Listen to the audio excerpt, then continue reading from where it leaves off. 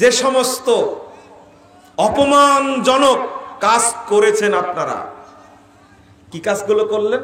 সুন্দর সৌদি আরবের prince Mohammed বিন সালমানের ছবি লাগাই দিলেন, তার পুষ্পোত্তলিকা বানালেন, পোড়ালেন, জুতা মারলেন। এটা মিডিয়ায় যায়নি। এটা সৌদি আরব সম্পর্কে আপনারা তো বিদ্বেষ কেন? কই এরদোগানের তো দেখলাম না ছবি। মুনাফেক এই ফিলিস্তিনের জন্য 1 নম্বর মুনাফেক হলো এরদোগান। 1 নম্বর মুনাফেক এরদোগান। ও ফিলিস্তিনের জন্য কিছুই করেন। কি করবে?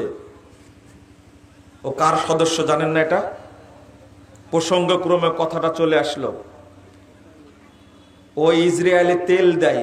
ও কেন ইসরায়েলের বিরুদ্ধে কথা বলবে? 2 নম্বর মুনাফেক হলো ইরান। এরা মক্কা মদিনা শত্রু। আপনার দেশের কয় হাজার লোক থাকে ইরানে? তুরস্কে কয় হাজার লোক থাকে? 30 লক্ষ বাঙালি থাকে সৌদি আরবে। পৃথিবীর সবচেয়ে বেশি রেমিটেন্স আসে বাংলাদেশে সৌদি আরব থেকে। আপনি একটা নিমক হারাম, আপনি সৌদি আরবের বিরুদ্ধে এত গালি দিলেন। তুরস্ক থেকে ইসরায়েলে ফ্লাইট যাতায়াত করে, কিন্তু সৌদি থেকে কি ইসরায়েলে ফ্লাইট যাতায়াত করে? মুনাফেই করবেন না, খবরদার। আরে জীবন কতদিনের? হকটা যদি বলে না যেতে পারে আল্লাহর কাছে দাঁড়াতে পারবো না। মুনাফেই করার জায়গা পান না। যা করেছেন, কি করবেন আপনি সৌদি আরবের বিরুদ্ধে? যদি খুব সুন্দর করে বলে দেয় যাও বাঙালিদের এখানে থাকা লাগবে না, কি করবেন আপনি? সৌদি আরবে কি করবেন আপনি? কিছু করতে পারবেন? আমেরিকার সাহস আছে সৌদি আরব ইউজ করার?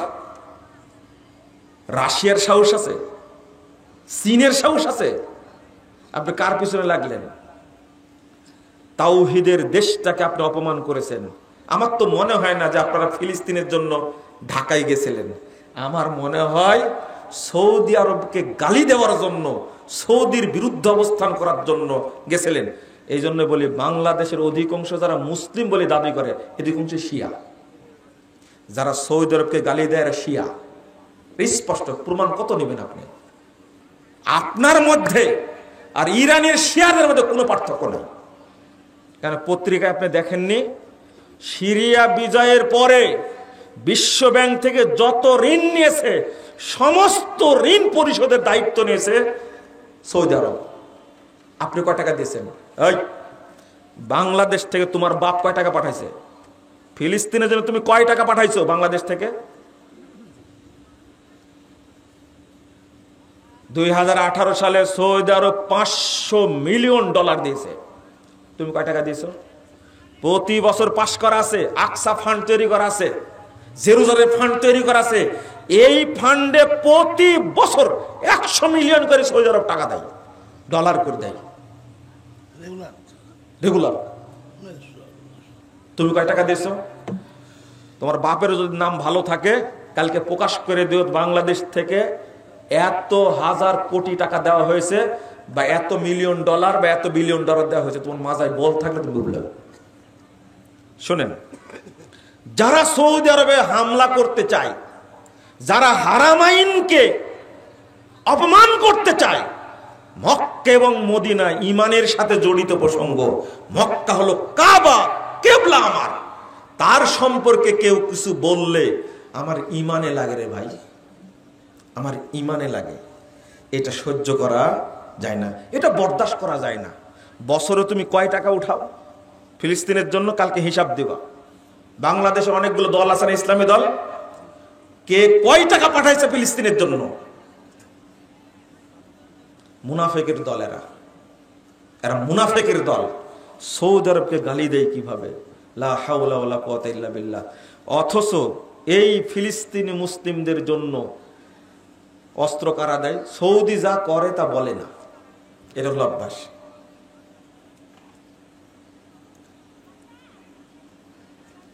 আপনারা কি জানেন বাদশাহ আব্দুল্লাহ যখন বেঁচে ছিলেন, সৌদি আরবে বাংলাদেশ সুনামি হয়েছিল না? হয়েছিল? আপনারা জানেন এই আব্দুল্লাহ কত টাকা দিয়েছিল আইলার জন্য, সুনামির জন্য? তখন মনে ফখরুদ্দিন ক্ষমতায়, তাই না? ফখরুদ্দিন ক্ষমতায় তখন। আপনি চিন্তা করতে পারছেন তখন 9,900 কোটি ডলার দিয়েছে তখন। জানতেন? আমরাই জানতে পেরেছি 10 বছর পরে যে বাদশাহ আব্দুল্লাহ আইলার জন্য টাকা দিয়েছিল, কিন্তু মাইরি খাইছে তো সব, তাই না? জানবে কি করে? যদি জানতে পারে সৌদি সরকার এত কোটি টাকা দিয়েছে, তাহলে মানুষ হিসাব চাইবে কোথায় গেল এটা। হিসাবটা হেরফের হতে পারে, কিন্তু বড় একটা ফান্ড দিয়েছে গোপনে সৌদি সরকার। এই সৌদি সরকার বাংলাদেশের জন্য পাঠাইছে, কিন্তু বাংলাদেশের মানুষ এটা জানেই না। দুর্ভাগ্য। আমি কথাগুলো খুব কষ্টের সাথে বললাম, আজকে যেভাবে সৌদি আরবকে গালি দেওয়া হচ্ছে, আর গালি কারা দিচ্ছে? আমাকে একজন প্রশ্ন করেছে, আমার চাচাও প্রশ্ন করেছে, সাইদুল ভাইয়ের বাপ বলছে যে গাজা সম্পর্কে এদের প্রশ্ন করেছে আমাকে, ফিলিস্তিন বিষয়ে আপনার ভূমিকা কি? চিন্তা করতে পারছেন আমার ভূমিকা কি? বুঝছেন তো? তো আমি আপনাদের, একজন বলছে কি জানেন, যে ইফতারের সময় যেমন খেজুর দিয়ে ইফতার করতে হয়, ঠিক বৈশাখ উদযাপনের জন্য অবশ্যই পান্তা ভাত, পেঁয়াজ আর মরিচ লাগবে। বুঝছেন? তারপরে এটাকে ওয়াজিব করে নেন। আর একজন উপদেষ্টা ঢুকছে, 10 বছর আগে বক্তব্য আছে এর সম্পর্কে, এক শয়তান একটা, বুঝছেন?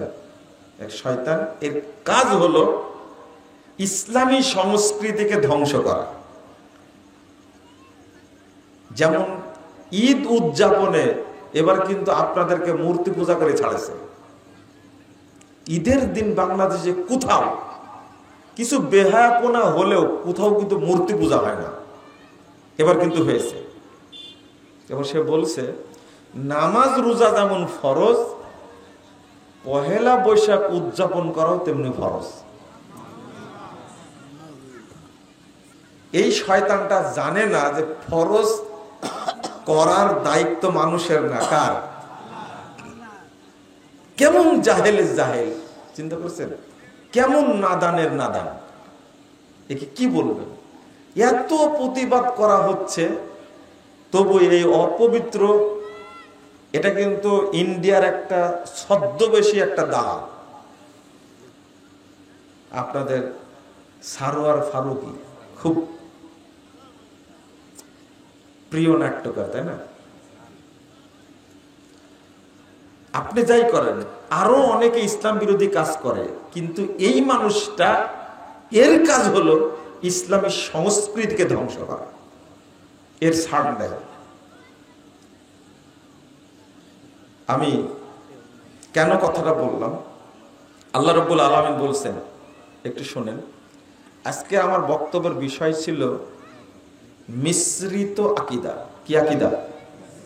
মিশ্রিত আকীদা এবং তার পরিণাম।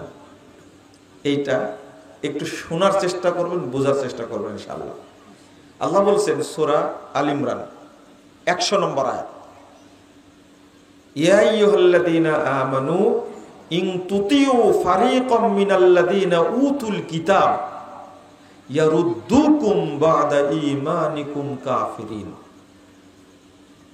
আল্লাহ বলছেন, হে ঈমানদারগণ, যাদেরকে কিতাব দেওয়া হয়েছে, বিধর্মী, ইহুদি, খ্রিস্টান, অন্য জাতের বিধর্মী, তারা সবাই কিতাব প্রাপ্ত, কিন্তু আল্লাহ বলছেন তোমরা যদি তাদেরকে ফলো করো, তাদেরকে অনুসরণ করো, ইয়ারুদ্দুকুম বা'দা ঈমানিকুম কাফিরিন, তাহলে তারা তোমাদেরকে ফিরিয়ে নিয়ে যাবে, তারা তোমাদেরকে ঈমান থেকে বের করে তারা তোমাদেরকে কাফের বানায় দেবে। কি বানায় দেবে? কাফের বানায় দিবেন। আপনি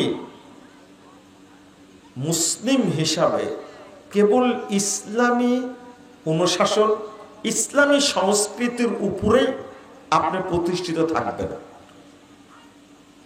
যখনই আপনি অন্য ধর্ম, অন্য জাতি, অন্য সভ্যতা, অন্য কালচারের আপনি অনুসরণ করবেন, তখন আর আপনি মুমিন থাকবেন না। আল্লাহ বলছেন, আফাহুকমাল জাহিলিয়াতি ইয়াবগুন ওয়া মান আহসানু মিনাল্লাহি হুকমান লিকাওমিন ইউকিনুন। আল্লাহ বলছেন 50 নম্বর আয়াত সূরা মায়েদা, লোকেরা কি ওই জাহেলি অন্ধকার যুগের সভ্যতার দিকে ফিরে যেতে যাচ্ছে? ওমান আহসানু মিনাল্লাহি হুকমান লিকাওমিন ইউকিনুন, যারা ঈমানদার ব্যক্তি তাদের জন্য আল্লাহর বিধানের চেয়ে, আল্লাহ প্রদত্ত আদর্শের চেয়ে আর কার আদর্শ উত্তম হতে পারে? আল্লাহ প্রশ্ন করছেন। এরপর আল্লাহ বলছেন 51 নম্বর আয়াত সূরা মায়েদা, ইয়া আইয়ুহাল্লাযীনা আমানু লা তাত্তাখিযুল ইয়াহুদা ওয়ান নাসারা আউলিয়া বা'দুহুম আউলিয়াউ বা'দ।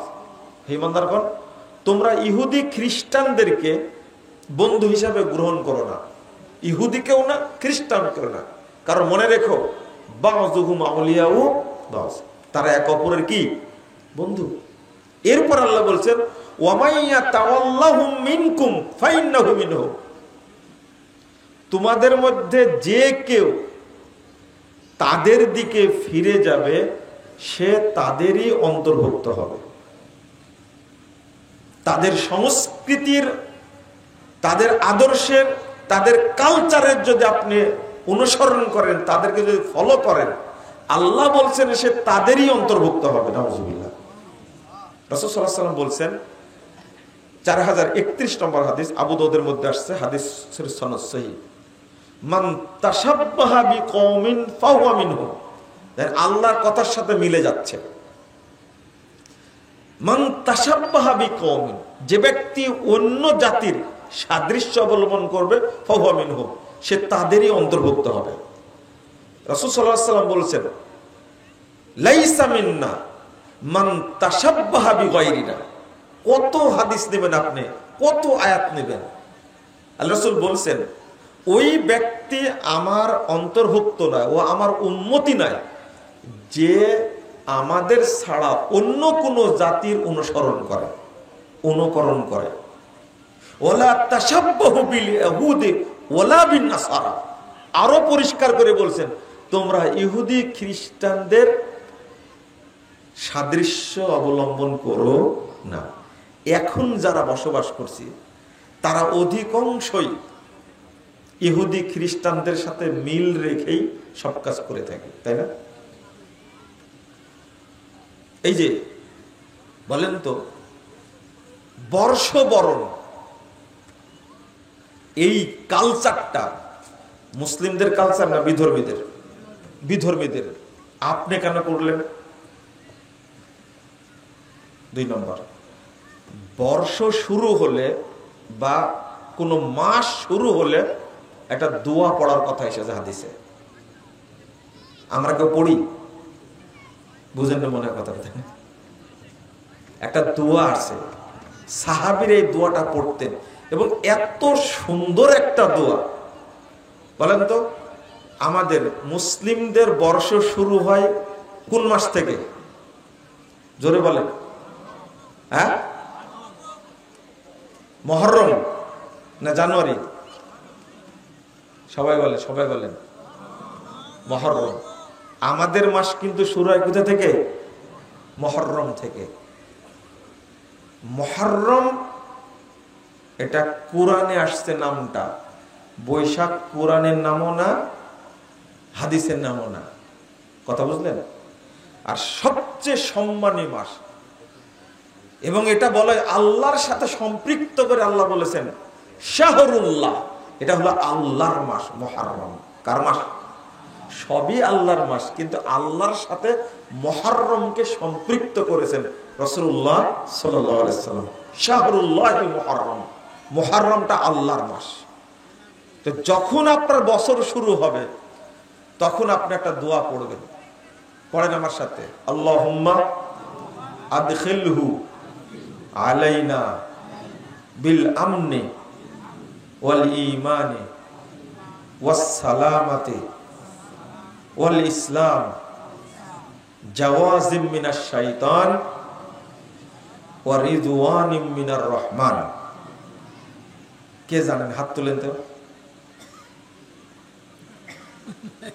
শোনেন, যখনই কোনো মাস শুরু হবে তখনই এই দোয়াটা পড়বেন। এর মধ্যে আল্লাহর কাছে চাওয়া আছে, আল্লাহ তুমি নিরাপত্তার সাথে, ইমানের সাথে, ইসলামের সাথে যাবতীয় বালা মুসিবত, ভীতি, শঙ্কা থেকে মুক্ত করে তুমি এই বছরটা পার করো। তারপরে কি? জাওয়াজিম মিনাশ শাইতান, আল্লাহ শয়তানের যাবতীয় ষড়যন্ত্র, ওয়াসওয়াসা থেকে তুমি এই বছরটা আমাকে মুক্ত রাখো। আরেকটা হলো ওয়ারিদওয়ানিম মিনার রহমান, আর এই মাসটা যেন আমি, এই বছরটা যেন আমি আল্লাহর সন্তুষ্টির মাধ্যমে পার করতে পারি। এটা পড়েননি কেন? এটা জানেননি কেন? এত সুন্দর একটা দোয়া সবার জানা উচিত না? সবার জানা উচিত। অথচ আমরা জানছি কোনটা? 31st নাইট, এসে হয় বৈশাখ। জি,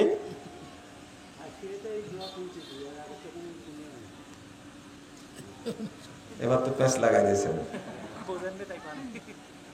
বলছেন যে এই দোয়া তো জীবনে শুনিনি, আজকে প্রথম শুনলাম।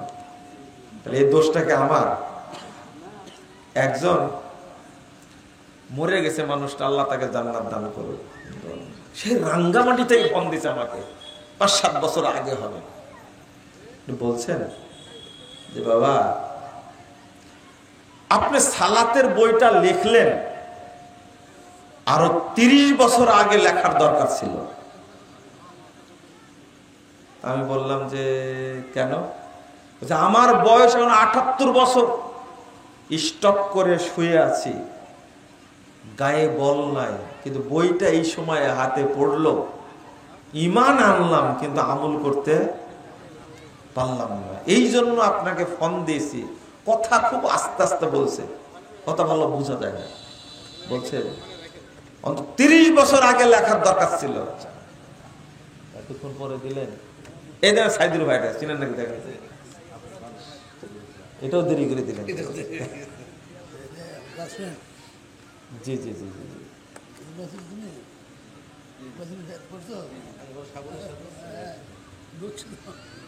তো আমি বললাম যে চাচা, আমার বয়স কত আপনি জানেন নাকি? যে তা তো জানি না, 30 বছর আগে লিখবো কি করে আমি, বুঝছেন? তবে এই যে একটা বয়স্ক মানুষের, অসুস্থ মানুষের আক্ষেপ, এটা তো সঠিক, তাই না? এটা বাস্তব। তো উনি বলছেন যে এই দোয়া তো কোনোদিন শুনিনি, তাই না? আসলে আমি যেটা বলি সেটাতেই আপনারা শুরু করেন কি আন্দোলন, তাই না?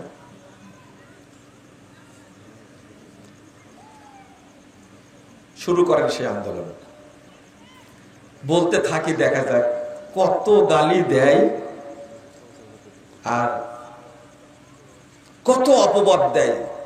আর আমি দোয়া করি আল্লাহর কাছে, আল্লাহ তুমি এদেরকে হেদায়েত দান করো, এদেরকে আল্লাহ বুঝার তৌফিক দান করো। বলেন আমিন। আমার জন্য দোয়া করে দিয়েছেন আপনাদের পরিচিত, পৃথিবীতে পরিচিত মুখ আল্লামা দেলার হোসেন সাইদি রাহিমাহুল্লাহ। অনেক দোয়া করেছেন আমার জন্য। জেলখানে ছিলাম তো, 3 মাস 22 দিন একসঙ্গে ছিলাম, অনেক দোয়া করেছেন। এই মানুষটার দোয়া আল্লাহ কবুল করলে যথেষ্ট ইনশাআল্লাহ। কত আদরের সাথে আমার কাছে চিঠিটা লিখছেন, 9 পৃষ্ঠার চিঠি, 9 পৃষ্ঠা। সামসিকা যদি চিন্তা করে সূর্যের আলো আমি লিভাই দিব, তার পৃথিবীর সব চামচেকে এক জায়গায় হলে পারবে? জোনাকি জোনাকি কিন্তু চেষ্টা তো করবে, তাই না?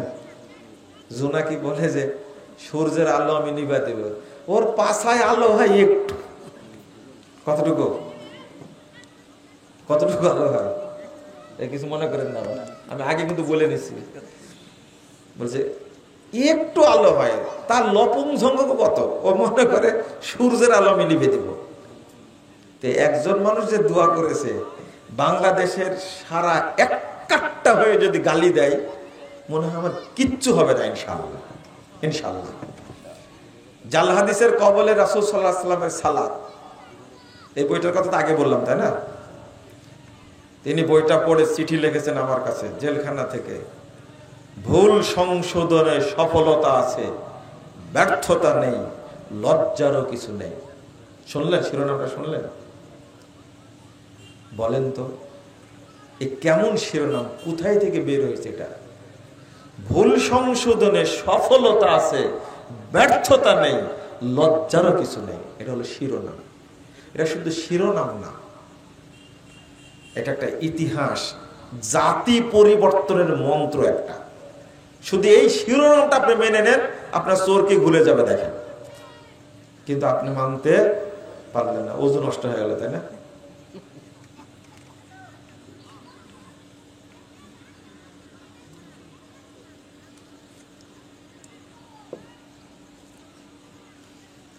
একটা মাইকটা একটু উঁচু করে দেন তো।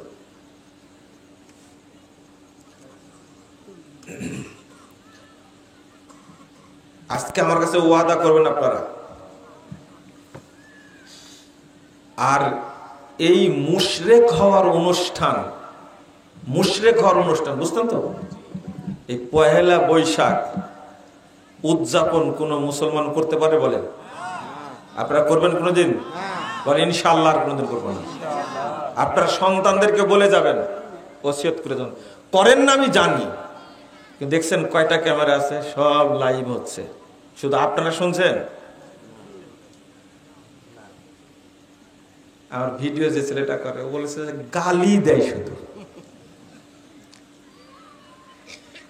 এই যে বাইতুল মাকদিস নিয়ে অনেক কিছু হচ্ছে, তাই না? বাইতুল মাকদিস নিয়ে হচ্ছে না?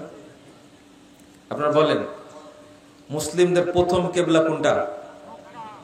বাইতুল মাকদিস, তাই না? দেখেন এরা ভুল বলতেছে। আপনি বলছেন বাইতুল মাকদিস, দেখেন আমি একজন পাইছি আমার পক্ষে। মুসলিমদের প্রথম কেবলা কোনটা? আকসা, তাই না? এটা হলো ইহুদিদের কথা। কাদের কথা? কাদের কথা? ইহুদিদের কথা। এখন আমি কোন দিন যেন এক পোস্ট করেছে, আমি বক্তব্যে বলে দিছি মুসলিমদের প্রথম কেবলা হলো কাবা। প্রথম কেবলা কোনটা? কাবা। আরে খণ্ডকালীন কেবলা ছিল বাইতুল মাকদিস, তাই না? খণ্ডকালীন কেবলা মাত্র 17 মাস ছিল। সেইটা মুসলিমদের প্রথম কেবলা হলো কি করে?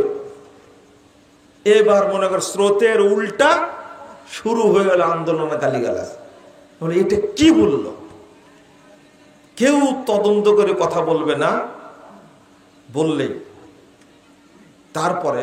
আচ্ছা আপনারাই বলেন, আল্লাহ নিজে বলছেন আউয়ালু বাইতিন উদিয়া লিন-নাস লাল্লাযী বিবাক্কা। এটা কোরআনের আয়াত না? 96 নম্বর আয়াত সূরা আল ইমরান। আমি একটা উদাহরণ দিচ্ছি, শুধু একটা উদাহরণ। আল্লাহ বলছেন প্রথম ইবাদতের ঘর নির্মিত হয়েছে মক্কায়। সেটা কি? কাবা। রাসূল সাল্লাল্লাহু আলাইহি ওয়াসাল্লাম বলছেন, 3366 নম্বর হাদিস, সহিহ বুখারীর মধ্যে এসেছে। আল্লাহ রাসূল বলছেন কাবা নির্মাণের 40 বছর পরে বাইতুল মাকদিস নির্মিত হয়েছে। সহিহ বুখারীর হাদিস, 3366 নম্বর হাদিস। মনে থাকবে? রাসূল সাল্লাল্লাহু আলাইহি ওয়াসাল্লাম বলছেন কাবা নির্মাণের 40 বছর পরে বাইতুল মাকদিস নির্মিত হয়েছে।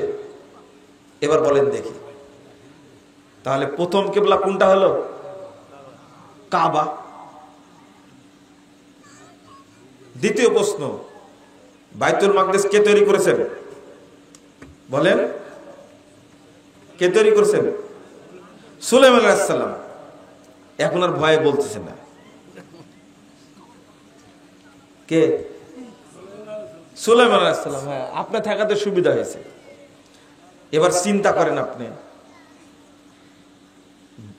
কাবা তৈরির 40 বছর পরে বাইতুল মাকদিস তৈরি হয়েছে, অথচ ইব্রাহিম আলাইহিস সালামের 1000 বছর পরে সুলাইমান আলাইহিস সালাম এসেছেন। কি হলো? উল্টাই গেল যে। এইটাই তো ঘটনা।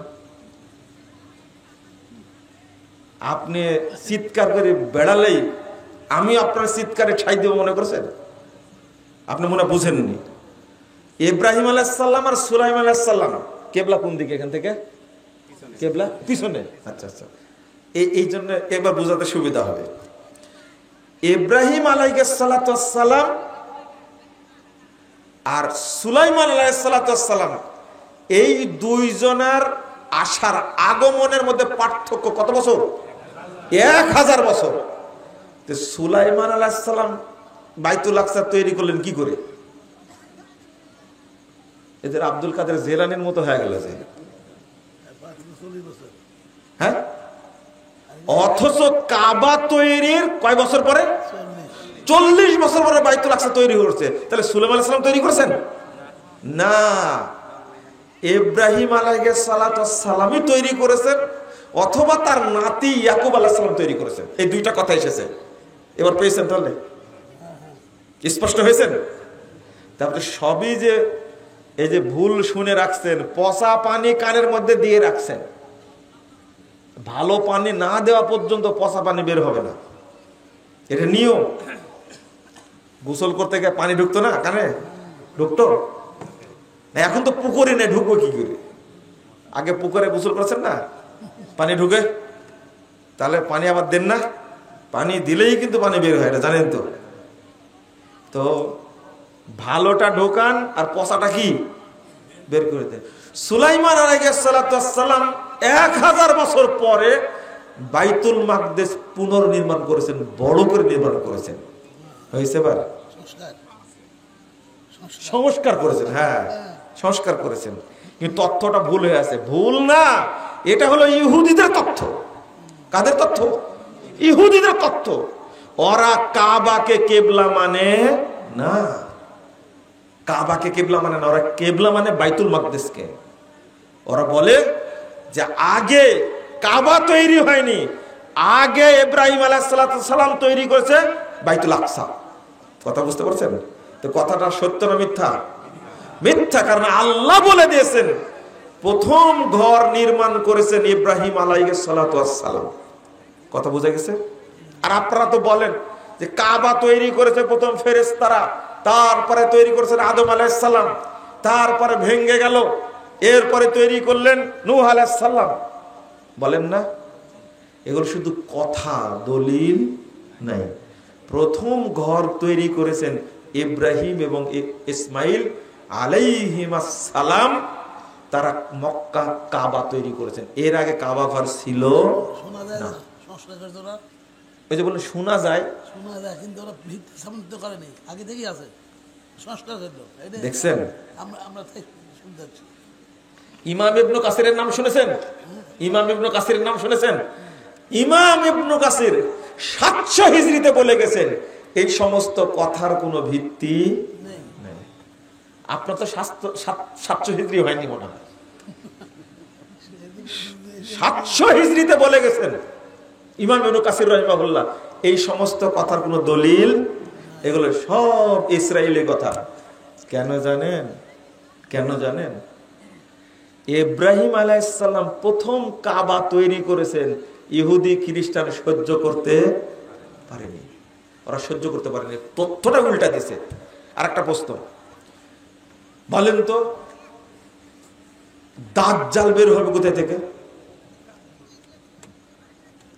বলেন, সঠিক উত্তর কে দিবেন? দাজ্জাল কোথা থেকে বের হবেন? ইসরায়েল ফিলিস্তিন থেকে। আপনারা কেউ বলবেন?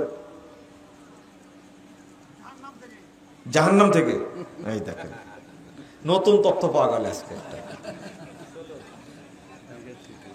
আর কেউ বলবেন? বলে ভুল তো হতেই পারে, তাই না? জানেন না, লা আদ্রি নিসফুল ইলম, আমি জানি না, এটাই হলো ইলমের অর্ধেক। কিন্তু বাঙালি জাতি বলতেই থাকবে, যদি লাগা যায় বলতেই থাকবে, কিন্তু এই কথা বলতে জানে না, কোনো বক্তাও বলতে জানে না এটা আমার জানা নাই, পরে বলবো। বলে কোনোদিন? আমার বক্তব্য শুনবেন, অনেক জায়গায় আছে আমি বলেছি এটা জানা নাই, পরে বলবো। আচ্ছা, সব জানা থাকতে হবে, এটা কে বলেছে? তাই না? কে বলেছে? তাহলে তো আল্লাহ হয়ে যাবেন আপনি। এই যে উত্তরটা দিয়েছেন আপনারা, এতক্ষণ কোথায় ছিলেন? কি উত্তর দিয়েছে? আপনারা কেউ বললেন না, কিন্তু উনি উত্তর দিয়েছেন, ইসরায়েল থেকে, ফিলিস্তিন থেকে বের হবে দাজ্জাল। এইটা হলো ইহুদিদের তথ্য। কাদের? বাংলাদেশের ভাইরাস হুজুরগুলো বলতেছে এটা, ইসরায়েল থেকে কি বের হবে? দাজ্জাল বের হবে। লা ইলাহা ইল্লাল্লাহ, আস্তাগফিরুল্লাহ। কেউ বলছে খোরাসান থেকে বের হবে, অথচ এটা কারা চেঞ্জ করে দিয়েছে? ইহুদিদের শুক্রকীট থেকে। শুক্রকীট বুঝেন? শুক্রকীট আপনারা বুঝবেন না, গ্রামের মানুষ সরাসরি বাংলা বলি। ইহুদিদের বীর্য থেকে তৈরি হয়েছে শিয়ারা। কারা? এই ইরানের শিয়ারা। এই শিয়ারাই প্রতিপালন করছে এখনো। কে যেন এখানে বললো যে ইরান থেকে বের, কে বললো? জোরে বললেন না কেন আপনি? ওই যে আমার বক্তব্য শুনেছেন মনে হয়, শুনছেন? ইরান থেকে দাজ্জাল বের হবে। কোথায় থেকে? আজ থেকে সবাই মনে রাখবেন, বেশি বেশি প্রচার করবেন। দাজ্জাল কোথা থেকে বের হবে? ইরান থেকে বের হবে। সবাই প্রচার করবেন, দাজ্জাল বের হবে ইরান থেকে। দলিল 1342 নম্বর হাদিস মুসনাদ আহমদের মধ্যে এসেছে। রাসূলুল্লাহ সাল্লাল্লাহু আলাইহি ওয়াসাল্লাম বলেন, ইয়াখরুজুদ দাজ্জাল মিন ইয়াহুদিয়াতে আসবাহান। আসবাহান শহরের ইয়াহুদি এলাকা থেকে দাজ্জাল বের হবে। আর আসবাহানটা হলো ইরানের তেহরান শহর থেকে 341 কিলোমিটার দূরে। তাহলে দাজ্জালকে প্রতিপালন করছে কারা? শিয়ারা। কারা? শিয়ারা। দাজ্জাল যখন বের হবে, সহিহ মুসলিমের হাদিস, আল্লাহ রাসূল বলছেন দাজ্জালের সাথে 70,000 ইহুদি থাকবে। 70,000 কি থাকবে? এই শিয়ারাই হলো ইহুদি। এই শিয়ারাই কি মনে থাকবে আপনাদের? এই জন্য আপনারা ইরানকে কিছু বললেন না, তুরস্ককে কিছু বললেন না, আপনারা মার্চ ফর গাজা অনুষ্ঠান করলেন ঢাকাতে সোহরাওয়ার্দী উদ্যানে। সেখানে গিয়ে সব দোষ চাপালেন সৌদি আরবের উপরে। আপনারা কি ফিলিস্তিনের পক্ষে গেছিলেন না সৌদি আরবকে গালি দিতে গেছিলেন? বুঝেননি কথা? ইসরায়েলে যত তেল আসে তার 80% তেল আসে আজারবাইজান থেকে। তুরস্কের উপর দিয়ে লাইন করা আছে। আপনাদের জামাই, আপনাদের দুলাভাই এরদোগান আছে না, এই এরদোগান তেল আসার সুযোগ করে দিয়েছে ইসরায়েলে। তো তার সম্পর্কে কিছু বললেন না? সৌদি আরবকে এত গালি দিলেন কেন? জবাব দেন। সৌদি আরবকে গালি দিলেন কেন? তুরস্ক এ যাবৎ ফিলিস্তিনের জন্য, গাজার জন্য কি করেছে? ইরান এ যাবৎ ফিলিস্তিনের জন্য, গাজার জন্য কি করেছে? চাপাবাজি ছাড়া কিছু করেনি। চাপাবাজি বুঝেন? কিছুই করেনি। ফিলিস্তিনের জন্য ইরানও কিছু করেনি, হুতিরাও কিছু করেনি, বাশারও কিছু করেনি, হিজবুল্লাহও কিছু করেনি। কি করেছে? একটা কাজ করেছে ওরা, এদেরকে উস্কা দিয়ে ফিলিস্তিনের প্রায় 60,000 মানুষকে হত্যা করেছে। আপনারা আমার এই কথা বুঝবেন, তবে আরো 10 বছর সময় লাগবে। কয় বছর? তালেবান কি করলো? কিছু না করতে পারো, ফিলিস্তিনে কিছু খাবার তো পাঠাতে পারতো, পাঠায়নি কেন? কি জন্য পাঠায়নি? এটাও জানেন না আপনারা, এটাও জানেন না, জানবেন না, আপনারা কোনোদিন জানবেন না। লা হাওলা ওয়ালা কুওয়াতা ইল্লা বিল্লাহ, আস্তাগফিরুল্লাহ। কিন্তু ঢাকার বুকে যে সমস্ত অপমানজনক কাজ করেছেন আপনারা, কি কাজগুলো করলেন? সুন্দর সৌদি আরবের প্রিন্স মোহাম্মদ বিন সালমানের ছবি লাগাই দিলেন, তার কুশপুত্তলিকা বানালেন, পোড়ালেন, জুতা মারলেন। এটা মিডিয়ায় যায় না, যায়নি। এটা সৌদি আরব সম্পর্কে আপনারা তো বিদ্বেষ কেন? কই এরদোগানের তো দেখলাম না ছবি। মুনাফেক এই ফিলিস্তিনের জন্য 1 নম্বর মুনাফেক হলো এরদোগান, 1 নম্বর মুনাফেক এরদোগান। ও ফিলিস্তিনের জন্য কিছুই করেনি, কি করবে? ও কার সদস্য জানেন না? এটা প্রসঙ্গক্রমে কথাটা চলে আসলো। ও ইসরায়েলে তেল দেয়, ও কেন ইসরায়েলের বিরুদ্ধে কথা বলবে? 2 নম্বর মুনাফেক হলো ইরান, এরা মক্কা মদিনার শত্রু। আপনার দেশের কয় হাজার লোক থাকে ইরানে? তুরস্কে কয় হাজার লোক থাকে? 30 লক্ষ বাঙালি থাকে সৌদি আরবে। পৃথিবীর সবচেয়ে বেশি রেমিটেন্স আছে বাংলাদেশে সৌদি আরব থেকে। আপনি একটা নিমক হারাম, আপনি সৌদি আরবের বিরুদ্ধে এত গালি দিলেন। তুরস্ক থেকে ইসরায়েলে ফ্লাইট যাতায়াত করে, কিন্তু সৌদি থেকে কি ইসরায়েলে ফ্লাইট যাতায়াত করে? মুনাফিকি করবেন না, খবরদার। আরে জীবন কতদিনের? জীবন কতদিনের? হকটা যদি বলে না যেতে পারে আল্লাহর কাছে দাঁড়াতে পারবো না। মুনাফিকি করার জায়গা পান না। যা করেছেন, কি করবেন আপনি সৌদি আরবের বিরুদ্ধে? যদি খুব সুন্দর করে বলে দেয় যাও বাঙালিদের এখানে থাকা লাগবে না, কি করবেন আপনি? সৌদি আরবে কি করবেন আপনি? কিছু করতে পারবেন? আমেরিকার সাহস আছে সৌদি আরবে ইউজ করার? রাশিয়ার সাহস আছে? চীনের সাহস আছে? আপনি কার পিছনে লাগলেন? তাওহীদের দেশটাকে আপনি অপমান করেছেন। আমার তো মনে হয় না যে আপনারা ফিলিস্তিনের জন্য ঢাকায় গেছিলেন। আমার মনে হয় সৌদি আরবকে গালি দেওয়ার জন্য, সৌদির বিরুদ্ধে অবস্থান করার জন্য গেছিলেন। এই জন্য বলি বাংলাদেশের অধিকাংশ যারা মুসলিম বলে দাবি করে, অধিকাংশ শিয়া। যারা সৌদি আরবকে গালি দেয় এরা শিয়া। স্পষ্ট প্রমাণ কত নেবেন আপনি? আপনার মধ্যে আর ইরানের শিয়াদের মধ্যে কোনো পার্থক্য নেই। কেন পত্রিকায় আপনি দেখেননি? সিরিয়া বিজয়ের পরে বিশ্ব ব্যাংক থেকে যত ঋণ নিয়েছে সমস্ত ঋণ পরিশোধের দায়িত্ব নিয়েছে সৌদি আরব। আপনি কয় টাকা দিয়েছেন? এই বাংলাদেশ থেকে তোমার বাপ কয় টাকা পাঠাইছে? ফিলিস্তিনের জন্য তুমি কয় টাকা পাঠাইছো বাংলাদেশ থেকে? 2018 সালে সৌদি আরব $500 মিলিয়ন দিয়েছে। তুমি কয় টাকা দিয়েছো? প্রতি বছর পাস করা আছে, আকসা ফান্ড তৈরি করা আছে, জেরুজালেম ফান্ড তৈরি করা আছে। এই ফান্ডে প্রতি বছর 100 মিলিয়ন করে সৌদি আরব টাকা দেয়, ডলার করে দেয় রেগুলার। তুমি কয় টাকা দিয়েছো? তোমার বাপের যদি নাম ভালো থাকে কালকে প্রকাশ করে দিও বাংলাদেশ থেকে এত হাজার কোটি টাকা দেওয়া হয়েছে, বা এত মিলিয়ন ডলার বা এত বিলিয়ন ডলার দেওয়া হয়েছে। তোমার মাথায় বল থাকলে তুমি বুঝলে।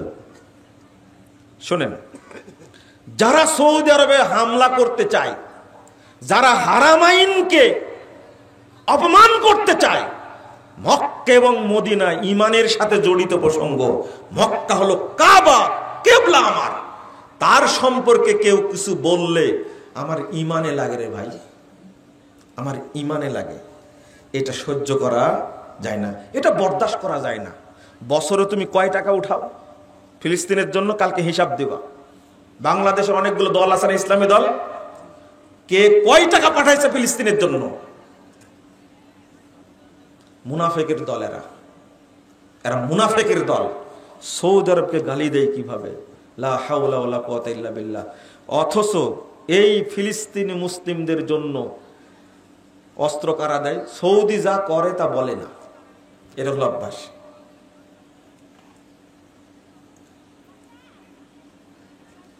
আপনারা কি জানেন বাদশাহ আব্দুল্লাহ যখন বেঁচে ছিলেন সৌদি আরবে বাংলাদেশ সুনামি হয়েছিল না?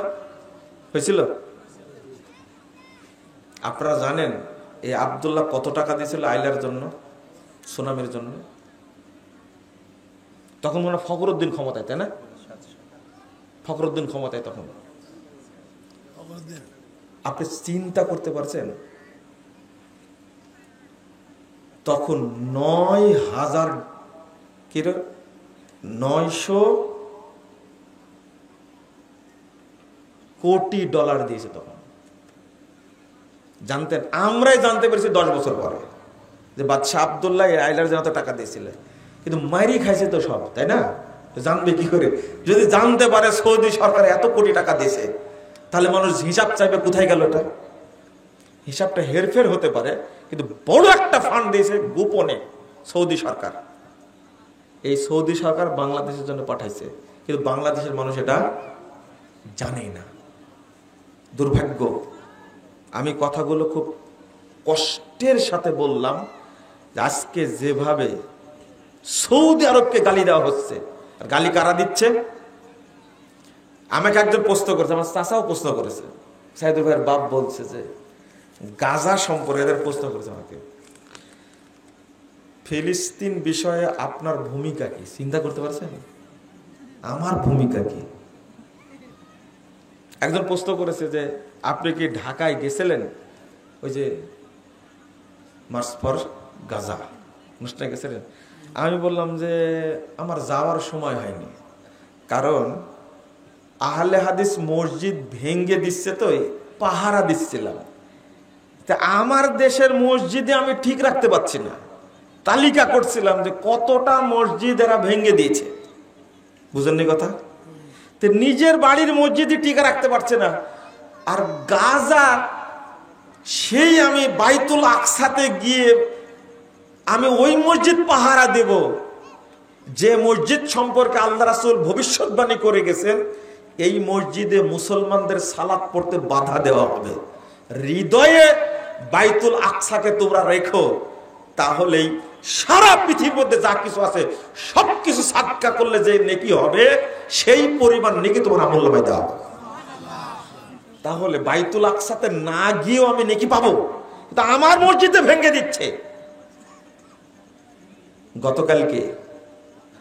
গতকালকে ব্রাহ্মণবাড়িয়ার আহলে হাদিস মসজিদটা যেভাবে ভেঙ্গেছে আপনারা দেখেননি? লা হাওলা ওয়ালা কুওয়াতা ইল্লা বিল্লাহ। কারা ভাঙলো এটা, তাই না?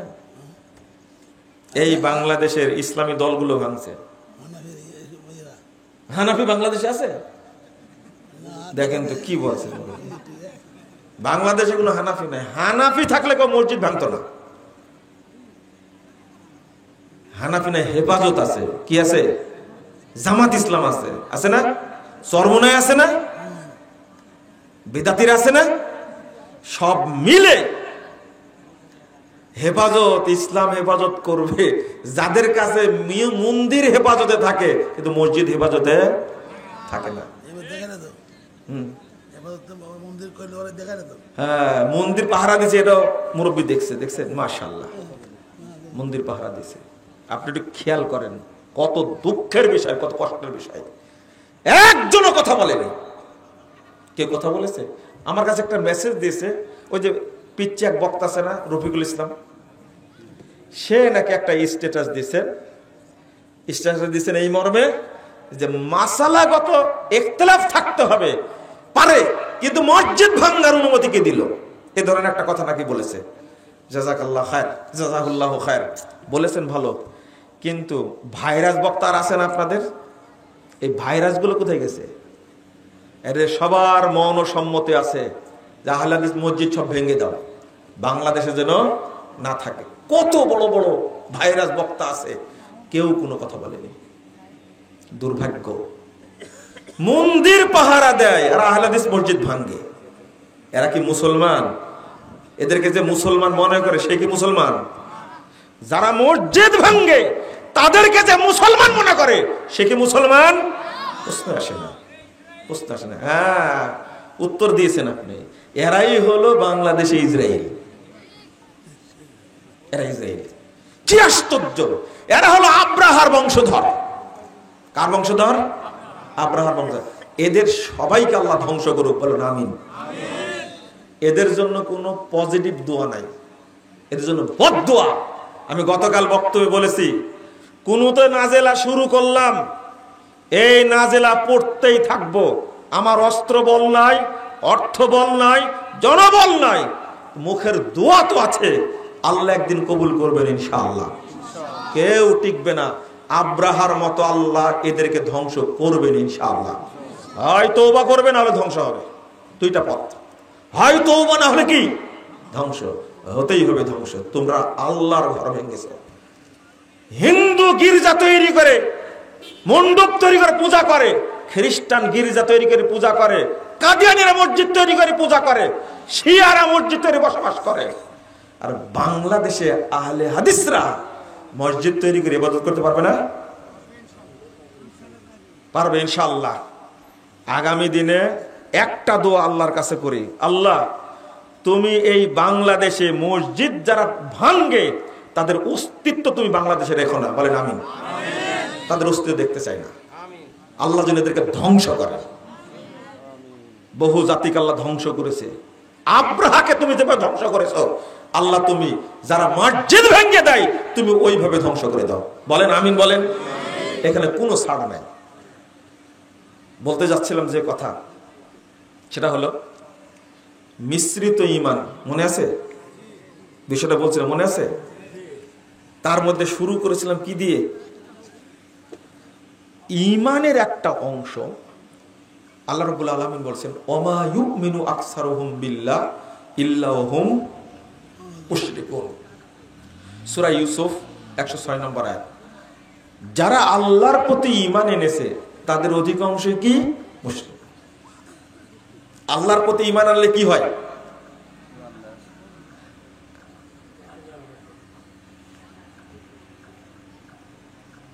আপনার মন খারাপ করলেন একটু মনে হয়।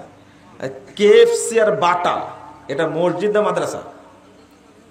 উত্তর দেন তো। মসজিদ। কেএফসি কোম্পানিতে না ইতিমখানা? এত ভাঙলেন, গ্রেফতার হলো না?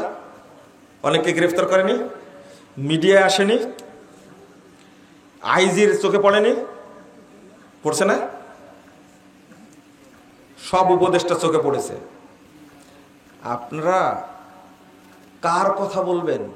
এই যে মসজিদটা যে ভাঙছে, এই উপদেষ্টাদের চোখে পড়েনি মনে করছেন আপনি? পড়েনি চোখে? প্রশাসনের চোখে পড়েনি? বাবারা, কেউ ছাড় পাবে না, এটা আল্লাহর ঘর। তোমার মৌর সম্বন্ধে কেউ ছাড় পাবে না ইনশাআল্লাহ। কেএফসি মসজিদ না মাদ্রাসা না, তাই ভাঙ্গার কারণে কত তোলপাড় হয়ে গেল, গ্রেফতার হয়ে গেল। অপবিত্র জায়গা, মসজিদ পবিত্র জায়গা, সেটা ভেঙ্গেছে। আমিও যদি এটাতে সাই দিই, চুপ থাকি, গজব আমার উপরে নাজিল হবে। মসজিদ এমন জায়গা, উপদেষ্টা মন্ডলী ছাড় পাবা না তোমরা, মনে রেখো এটা মসজিদ। প্রশাসন ছাড় পাবা না, এটা মসজিদ, এটা আল্লাহর ঘর।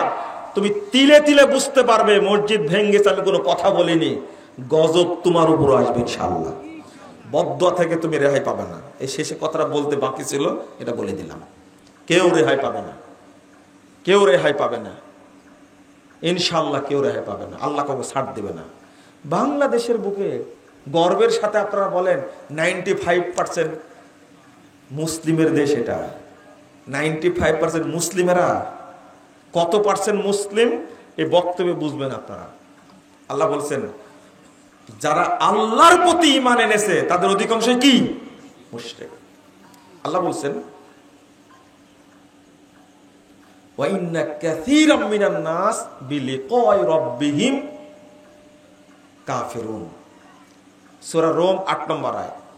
অধিকাংশ মানুষ আল্লাহর সাথে সাক্ষাৎ করবে কাফের অবস্থায়। কি অবস্থায়? লেন এবার। কথা তো আমার না, কার কথা? আল্লাযীনা আমানু বিল বাতিল ওয়া কাফারু বিল্লাহ উলাইকা হুমুল খাসিরুন। 52 নম্বর আয়াত সূরা আনকাবুত। যারা ঈমান আনবে বাতিল জিনিসের উপরে, কিসের উপরে? ওয়া কাফারু বিল্লাহ, আল্লাহর সাথে কুফরি করবে, তারা কিয়ামতের দিন ক্ষতিগ্রস্ত হবে, তারা জাহান্নামে যাবে। আল্লাহ কেন বললেন কথাগুলো? বাংলাদেশের মানুষ ভাগ করেন, যারা ধর্ম মানে তারা একটা প্রকার আছে না, এরা অধিকাংশই পীর পূজারী, মাজার পূজারী, কবর পূজারী, তাই না? এদের সংখ্যা বেশি না কম? আরে পাগলা মসজিদে 9 কোটি টাকা উঠছে। কয় কোটি? মসজিদ পাগল তাই উঠছে। অথচ বাংলাদেশের কত মানুষ না খেয়ে থাকছে, খাবার নাই, সবাই দান করছে কোন জায়গায়? এই পাগলা মসজিদে। চিঠি লিখেছে, চাচা হাসেনা কোথায়, দেখছেন ওই চিঠিতে? তো দানও করেছে ওই জায়গাতে, খোঁজ নিতে গেছে, ওখানে চিঠি দিছে। আরেক শ্রেণীর মানুষ আছে বাংলাদেশে রাজনীতি করে না? এরা কি শিরিক করে না? শিরিক শুধু করে, এরা শিরিক উৎপাদন করে।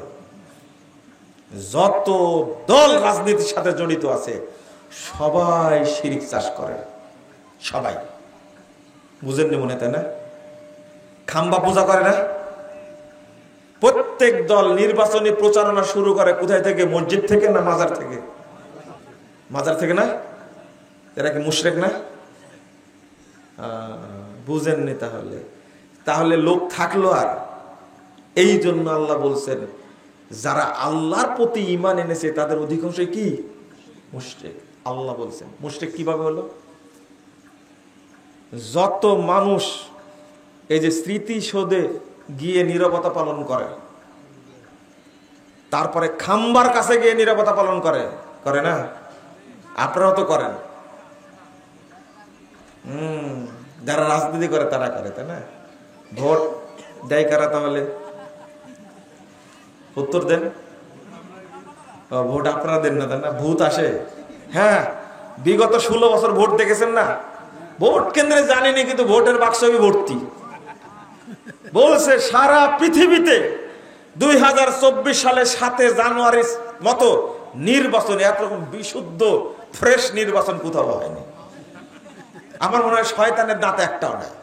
ও হাসতে হাসতে দাঁত ফেলে দিছে। নাউযুবিল্লাহ, আস্তাগফিরুল্লাহ। যারা ভোট দেন তারা কি কাকে ভোট দেন? গম যদি 10 কেজি চুরি করে তাহলে তার ভাগ আপনিও পাবেন ইনশাআল্লাহ, তো কোনো সন্দেহ নাই। আর যদি 10 কোটি চুরি করে ভাগ পাবেন না? পাবেন, অবশ্যই পাবেন। আপনাকে কখনো মাহরুম করা হবে না, আপনি চিন্তাই করেন, অবশ্যই পাবেন আপনি। এটাই ভাব। পাপের বেলা, তাই না? কি ভাই? আরে থামেন না, নামাজ পড়া শিখাচ্ছে, একটু থামেন। ইমানই নাই, নামাজ পড়বেন কোথা থেকে? বুঝেননি কথা? ইমান না থাকলে নামাজ পড়ে কাজ হবে? হ্যাঁ, ওই মার্কা মুসল্লি এখন আছে। রাসূল সাল্লাল্লাহু আলাইহি ওয়াসাল্লাম বলছেন, ওইটাই বলিনি আগে হাদিসটা। আপনারা চলে যাবেন নাকি? মাদ্রাসার প্রোগ্রাম, টাকা পয়সা দিয়ে তারপরে যাবেন। দিবেন না মনে হয়, তাই না? কে কে টাকা দিবেন না? হাত তুলে লাগে। যারা দিয়েছে তারা দিবে না, তাই না? টাকা উঠেছে আগে। ও তাহলে ঠিক আছে, যাওয়ার সময় কিছু দিয়ে যাবেন আপনারা। কি বলছিলাম? আল্লাহ রাসূল সাল্লাল্লাহু আলাইহি ওয়াসাল্লাম বলছেন, ইয়াতি আলান নাস জামান। ওই যে হাদিসটা অনুবাদ করব তার আগে মনে করি যে নামাজের কথা এখনই বলবো। মানুষের সামনে একটা যুগ আসবে, 30,992 নম্বর হাদিস, মুসান্নাফ ইবনে সাহিবের মধ্যে আসছে। মানুষের সামনে একটা সময় আসবে, যুগ আসবে, ইয়াসতামিউন ওয়া ইয়াসাল্লুনা ইলাল মাসাজিদ। মানুষ দলে দলে মসজিদে যাবে এবং সালাত আদায় করবে। সব মসজিদ মুসল্লি দ্বারা পূর্ণ থাকবে। ওয়ালাইসা ফীহি মুমিন, কিন্তু কোন মসজিদে একজন ইমানদার খুঁজে পাওয়া যাবে না। হইল?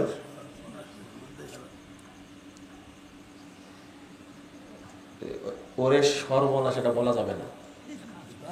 কিন্তু মানে আমরা তো বুঝতেই পারি না।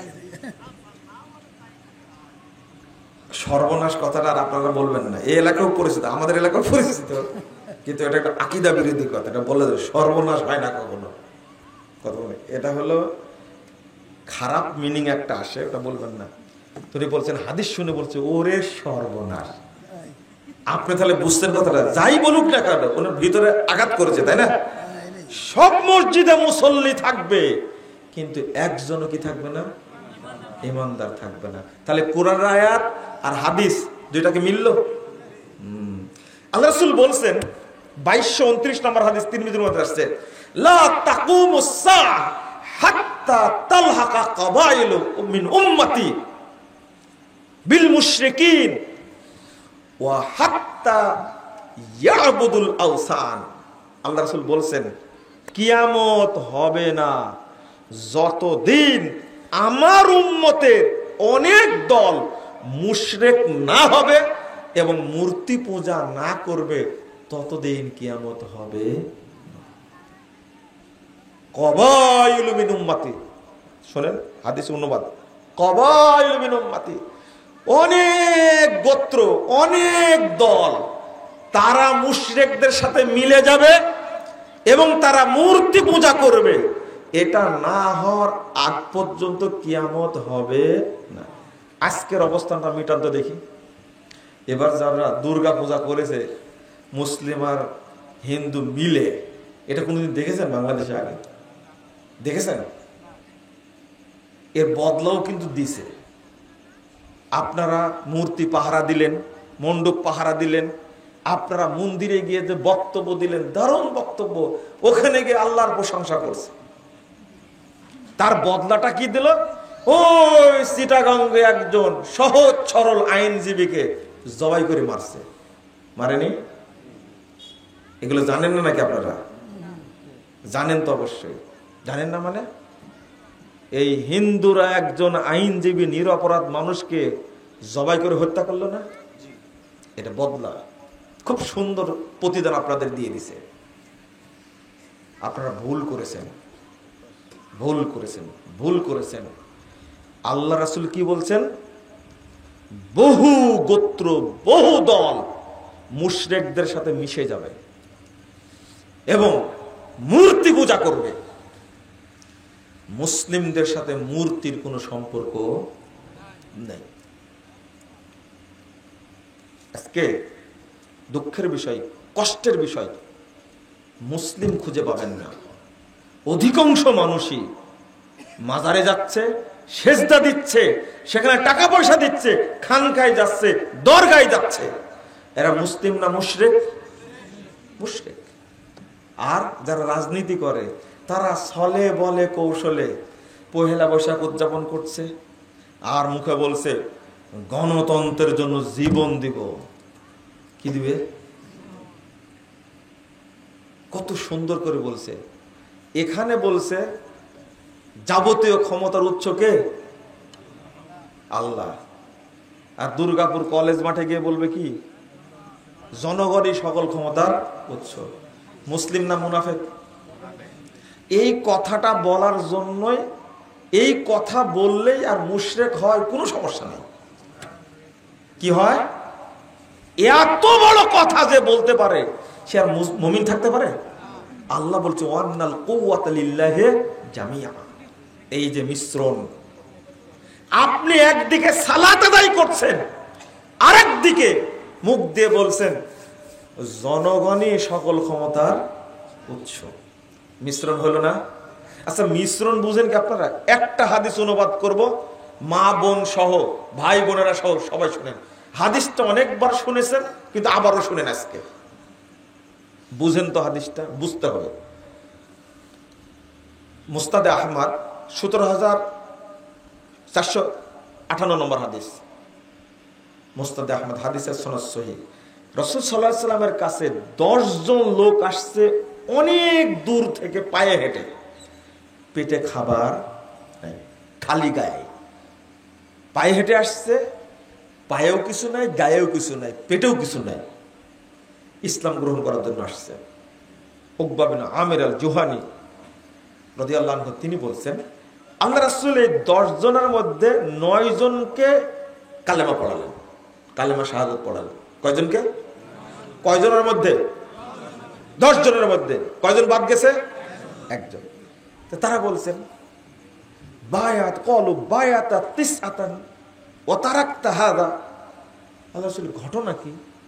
আপনি 9 জনকে বায়াত করলেন, নিলেন, আর একজনকে ছেড়ে দিলেন, অথচ সবাই রাসূলের প্রতি মহব্বত, ইসলামের প্রতি মহব্বত, কোরআনের প্রতি মহব্বত নিয়ে এসেছে। তো রাসূল সাল্লাল্লাহু আলাইহি ওয়াসাল্লাম বলছেন ইন্না আলাইহি তামিমা, ওর শরীরে তাবিজ বাঁধা আছে। কি বাঁধা আছে? তাবিজ। বেশি কিছু না, কি বাঁধা আছে? তাবিজ। তখন ফাদ খালাইয়া দেখো, তারা হাত ভিতরে ঢুকায়া কথা ছেড়ে ফেলে দিল তাবিজ। ফাবায়াহুন নবী সাল্লাল্লাহু আলাইহি ওয়াসাল্লাম। এবার আল্লাহ রাসূল তার বায়াত নিলেন। আচ্ছা, এখন প্রশ্ন হলো, দূর থেকে এসেছে ইসলাম কবুল করার জন্য। আমাকে একজন লোক বলেছে, দেখেন বিশ্বাস আপনাদের, বলছে আপনার হাদিসের মনে বুঝ ঠিক হয়নি। আমাকে বলেছে কেন? আল্লাহর নবী এত কড়া না, যে এত দূর থেকে আসছে, মুসলমানই তখন নাই, আর ও কাট করে রেখে দিবে আর 9 জনকে। তো কি করত তিনি? আল্লাহর নবী 10 জনকেই বায়াত করাবেন, করায়া বলবেন বাবা তোমার শরীরের মধ্যে তাবিজ আছে, তাবিজটা কি করে ফেলে দাও, ছেড়ে দাও। আমি বললাম ও আচ্ছা আচ্ছা, ভূত যদি কাঁধে থাকে, সরষে যদি ভূত থাকে, আপনারা বলেন না একটা কথা, তো ভূত ছাড়ানো যায়? হ্যাঁ, কত চেষ্টা করছেন বইয়ের ভূত ছাড়ানোর, কিন্তু ভূত কি যায়? সম্পর্ক অন্য জায়গায়, ওষুধ খায় কোনো কাজ হবে? এটা তো আপনারা বুঝেন। শোনেন, এই লোকের অবস্থা তাই। আমি বললাম যে ও তাহলে হাদিসটা আপনার মতো বুঝলেন, তাই না? আমি যে অনুবাদ করে বুঝাই দিচ্ছি, তাকে বাদ রাখলো। সাহাবীরা প্রশ্ন করলেন, আমরা আসলাম 10 জন, একজনকে বাদ দিলেন কেন? অনুবাদ করলাম না আমি। তার কারণ কি? ওনার সহ্য হয়নি যে এটা হতে পারে না, সামান্য তাবিজের জন্য তাকে কালেমা পড়াবে না, এটা হতে। আমাকে বলছে আপনি হাদিস বুঝেননি। কত নম্বর খাটাস চিন্তা করেন তো দেখি। আমি বললাম এটা ইসলাম। তাবিজ গায়ে আছে এই জন্য সে আশহাদু আল্লা ইলাহা ইল্লাল্লাহ ওয়া আশহাদু আন্না মুহাম্মাদান আবদুহু ওয়া রাসূলুহু এই কথা বলতে পারবে না, অধিকার রাখে না। চিন্তা করেন, আরে বাথরুমে ঢুকে বলা যায় না আল্লাহুম্মা ইন্নী আউযু বিকা মিনাল খুবুসি ওয়াল খাবাইস? বাথরুমে ঢুকলে কি শিরিক হয়? বুঝেননি মনে হয়, তাই না? আরে বাথরুম সেরে আমি বের হব, শুধু বলবো কি গুফরানাকা। এই গুফরানাকা শব্দটা আমি বাথরুমের ভিতরে বলতে পারবো না। বাথরুম কিন্তু শিরিকের জায়গা না। শিরিকের জায়গা? এটা অপবিত্র জায়গা। কি জায়গা? অপবিত্র, পেশাব পায়খানা করার জায়গা এটা। এখানে আমি গুফরানাকা বলতে পারবো না। চিন্তা করেন, তাহলে যার অন্তরের মধ্যে তাবিজ দেওয়া শিরিক এইরকম আকীদা আছে, সে কি কোনোদিন আল্লাহ শব্দটা বলতে পারবে? আশহাদু আল্লা ইলাহা ইল্লাল্লাহ ওয়া আশহাদু আন্না মুহাম্মাদান আবদুহু ওয়া রাসূলুহু এইটা বলা তো দূরের কথা, অন্তরে শিরিকি আকীদা নিয়ে আল্লাহ শব্দ উচ্চারণ করা যাবে না, হারাম। আল্লাহ শব্দ উচ্চারণ করা যাবে না, হারাম।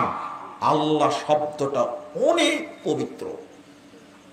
আল্লাহ রাসূল এটাই বুঝাতে চেয়েছেন। আর ওর দরকার মুসলমান, আর রাসূলের দরকার কি? বুঝেন না? ওর দরকার কি? মুসলমানই নাই, আর আপনি বলছেন যে একজনকে কাট করে রেখে দিল। আপনার কি ভাষাটা বুঝলেন? আমার মনে হয় বুঝেননি, তাই না? লোকটা আমাকে বলছে মুসলমানই নাই তখন, আর আপনি বলছেন কাট করে রেখে দিল। কাট করে তো রেখে দিয়েছিল, তাই না? যখন তাবিজ খুলেছে, ছিঁড়ে ফেলেছে, তখন আল্লাহ রাসূল কালেমা শাহাদত পড়াইছেন। এবার বোঝা গেছে তো?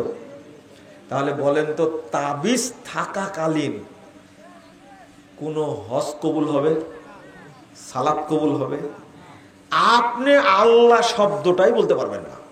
এটা হলো ইসলামের বিধায়, এটাই হলো মিশ্রিত আকীদা। চিন্তা করেন। আচ্ছা, এবার বলেন তো, আমার গায়ে তাবিজ নাই, আমার গায়ে কি নাই? তাবিজ নাই, কিন্তু আমার বিশ্বাস আছে তাবিজ গায়ে থাকলে কখনো জিন ভূত ধরবে না। বলেন তো, আমার ঈমান আছে কিনা? নাই। কি হয়েছে? ঈমান কি হয়েছে? ঈমান নাই, কি হয়েছে? হ্যাঁ, চলে গেছে। এই তো এতক্ষণ কি বক্তব্য বুঝলেন আপনারা? আমার ঈমান নাই বলে চলে গেছে। এই শুনে শুনে, এটা খুব গুরুত্বপূর্ণ কথা বলছেন। আমার ঈমান কি হয়েছে? নষ্ট হয়ে গেছে। ঈমান কি হয়েছে? চলে গেছে, তাই বললেন না? আচ্ছা, আমার ঈমান কি ছিল? এইটাই বুঝাতে পারছি না, কত দিন থেকে যে বুঝাচ্ছি আপনাদেরকে, এটা বুঝছেন না। আমার ঈমান কি ছিল? আমার ভিতরে বিশ্বাস আছে তাবিজ দিলে ভূতে ধরে না, তাহলে আমার ভিতরে কোনোদিন ঈমান ছিল? এই তো গেল কোথায়? আপনি বলছেন যে ঈমান নষ্ট হয়ে গেছে। আচ্ছা, যে কোনোদিন ওযু করেনি তার ওযু ভাঙলো কখন? হ্যাঁ, না না, এটা খুব ভালো করে বুঝে। যে কোনোদিন ওযু করেনি তার ওযু ভাঙার কোনো সম্ভাবনা আছে? পেশাব করলে, পায়খানা করলে ভাঙবে? কেন ভাঙবে না? ওযুই নাই। তাহলে এই কথাটা বুঝেন না কেন? আমার ভিতরে তো ঈমানই ছিল না, তা ভাঙলো কখন? এইটা বুঝতে হবে। আমার ভিতরে ঈমান ঢুকেই, যার মধ্যে পহেলা বৈশাখ উদযাপনের কুরকুরি আছে, তার মধ্যে কি ঈমান ঢুকেছিল? হ্যাঁ, আপনারা বুঝবেন না, আপনাদের ভাষা না বললে বুঝবেন না। তাহলে এরা কি মুমিন? যারা মনে করে শিখা অনির্বাণ, শিখা চিরন্তন, এখানে শ্রদ্ধা জানাতে হবে, স্মৃতিসৌধে শ্রদ্ধা জানানো উচিত। যারা মনে করে, তাদের ভিতরে কোনোদিন ঈমান গেছিল? না না, ঈমান আপনার মতো ছেঁচড়া, বুঝেন? ছেঁচড়া তো বুঝেন। ঈমান আপনার মতো নির্লজ্জ না না, ঈমানের অনেক সম্মান, ঈমানের অনেক দাম। ঈমান কোন রকমের পাপের ছোঁয়া পেলে ঈমান থাকে, আর শিরকের পাপ। এটা কিসের পাপ? শিরকের পাপ। আপনার বাপ মারা গেছে, কি করেছে? মারা গেছে। আপনার বাপ কি মারা গেছে, তো আপনি গোসল দিতে যায় দেখছেন বাপের ডেনায় কি তাবিজ, কোমরে তাবিজ। বলেন তো, আপনার বাপ কি কি? মুশরিক। আপনার বাপের ঈমান নাই কি নাই? আমলও নাই। কারণ তার ভিতরে বিশ্বাস ছিল তাবিজ দিলে রোগ ভালো হয়, এই জন্য ঈমান কোনোদিন ঢুকেও নি। এখন আপনার প্রশ্ন, বলেন কি ঈমান ঢুকানি মানে? আমরা 2 বার হজ করেছে। কয়বার? 2 বার। কি দাপট, 2 বার হজে গেছে, তাই কি দাপটই আলাদা। কিন্তু আপনার কি মনে আছে আব্দুল মুত্তালেব কয়বার হজ করেছে?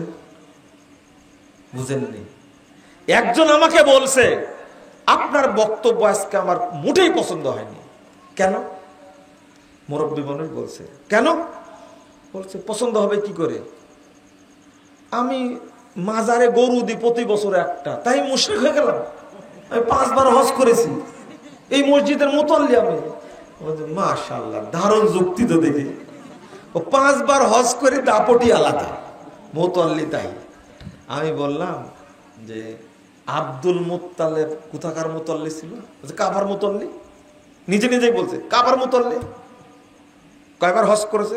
এটা জানি না কয়বার হজ করেছে। আমি বললাম আব্দুল মুত্তালেব প্রতি বছর হজ করত। কাবা ঘরের মুতাল্লি কাবাকে পবিত্র রাখতো, ছাপা মারোয়া ছাই করতো, সারা পৃথিবী থেকে যত হাজি গেছে তাদেরকে আপ্যায়ন করাতো এই আব্দুল মুত্তালিব। বলেন তো আছে কোথায়? তো জাহান্নামে আছে।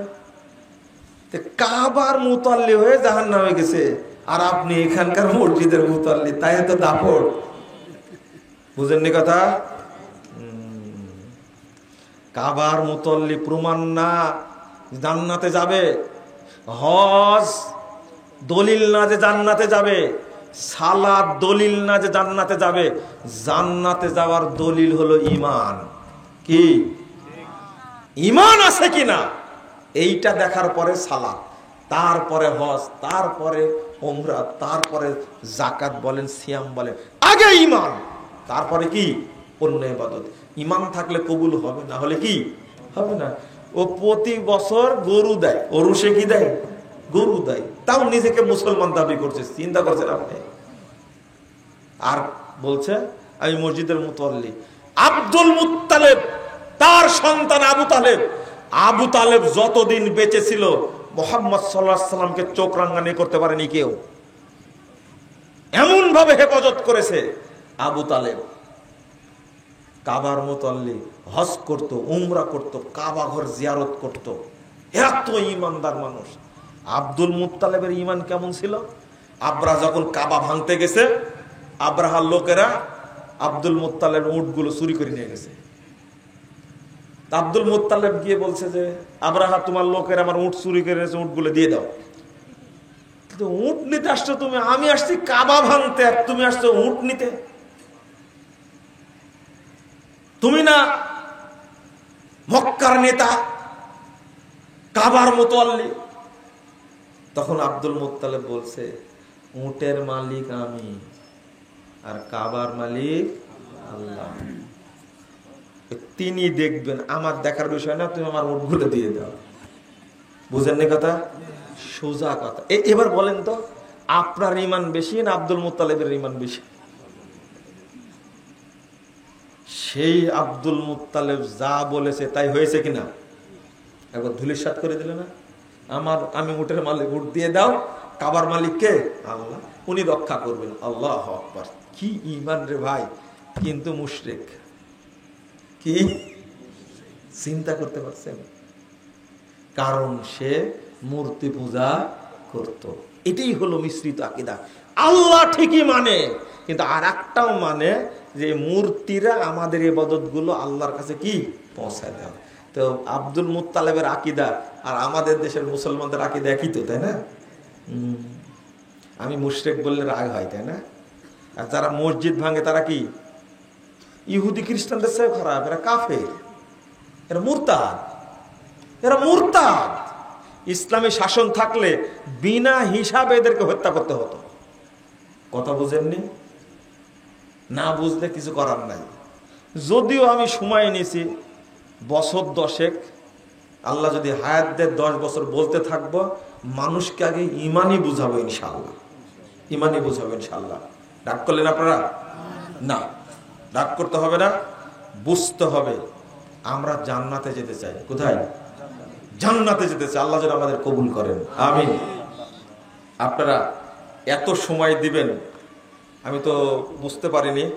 আমার চাচা যে প্রশ্ন করেছে, ও এই তো 12টা বেজে গেছে তো দেখতেছি।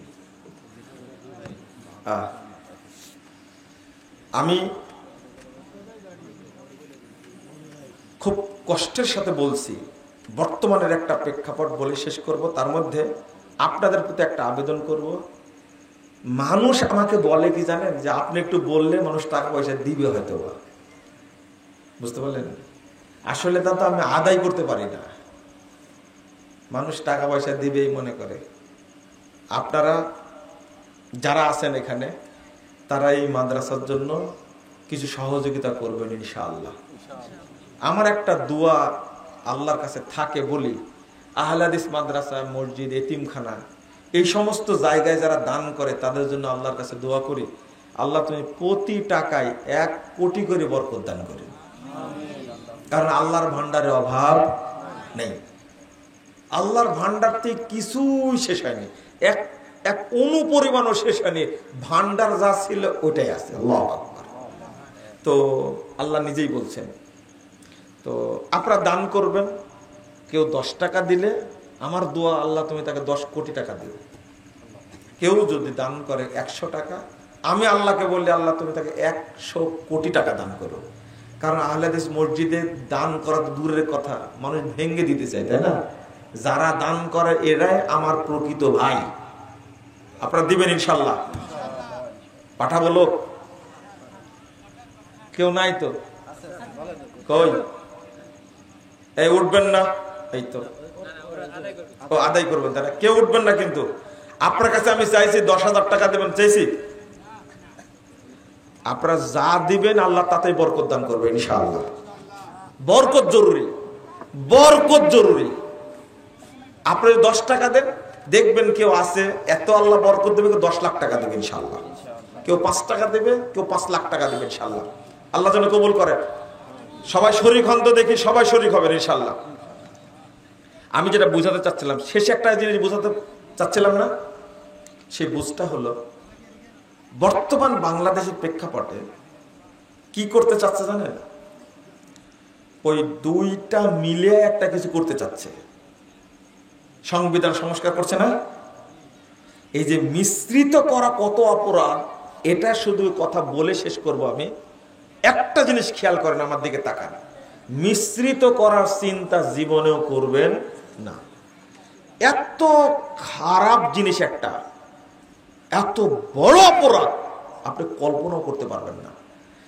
এরা সংবিধান সংস্কার কমিটি গঠন করেছে। আমরা বলেছি এই সংবিধানই বাতিল করতে হবে। কি করতে হবে? সংবিধান আপনি তৈরি করার অধিকার রাখেন না। আমাদের সংবিধান কোরআন এবং সুন্নাহ, কোরআন এবং হাদিস, এই দুইটা আমাদের কি সংবিধান। সৌদি আরবের কোন সংবিধান আছে? ওদের চলে না, আমাদের চলে না কেন? ভিক্ষা তো করতে সেখানে যান, আপনারা কাজ করতে তো সেখানে যান। সৌদি আরবের কোন লোক কামলা দেওয়ার জন্য বাংলাদেশে আসছে? তালিকা করেন তো, দেখেন কয়জন হয়। আপনারাই তো যান, সংবিধান নাই সেখানে। আমি বলছি 5 আগস্টের আগে অনেক বক্তব্য বলেছি এই সংবিধান চলবে না, বাতিল। তখন পুলিশ ডিস্টার্ব করেছে, গোয়েন্দা ডিস্টার্ব করেছে। কিন্তু 5 আগস্টের পরে বলছে এই সংবিধানে কি বাতিল, বলছে না? এই সংবিধান চেঞ্জ করতে হবে, পরিবর্তন করতে হবে। আর আমরা বলছি সংবিধানই থাকবে না। আমি মানুষ, আল্লাহর সৃষ্টি, আল্লাহর বিধান